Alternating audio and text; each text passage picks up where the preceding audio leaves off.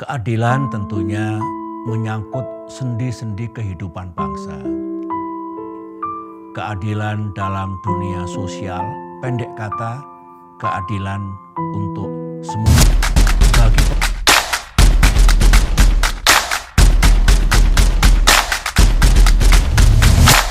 Susilo Bambang Yudhoyono atau yang dikenal dengan SBY lahir di Pacitan, Jawa Timur 9 September 1949.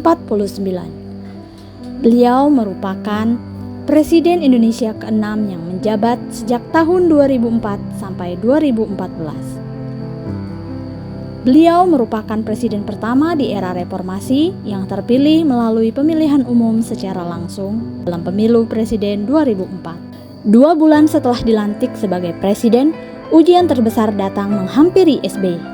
Tsunami dahsyat mengguncang Aceh dan Nias, membawa duka dan kehilangan yang mendalam bagi bangsa Indonesia.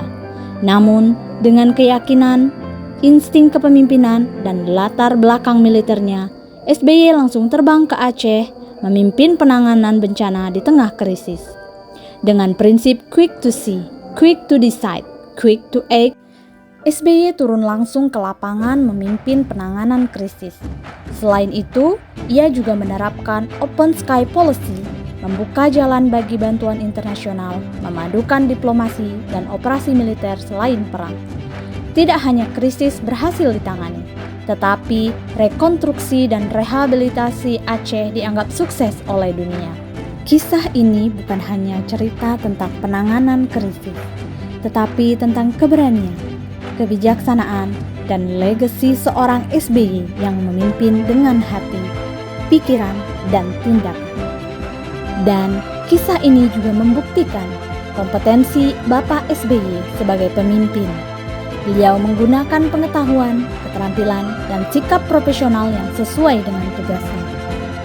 Salah satu prinsip hidup dari Bapak Susilo Bambang Yudhoyono yaitu jika harus ada yang susah, lebih baik pemerintah dan bukan rakyat, yaitu merupakan penerapan dari nilai sikap yang berorientasi pada pelayanan kepada masyarakat. Yang bisa kita lihat dari semasa beliau menjabat sebagai presiden, banyak sekali program-program yang beliau rancang untuk masyarakat Indonesia.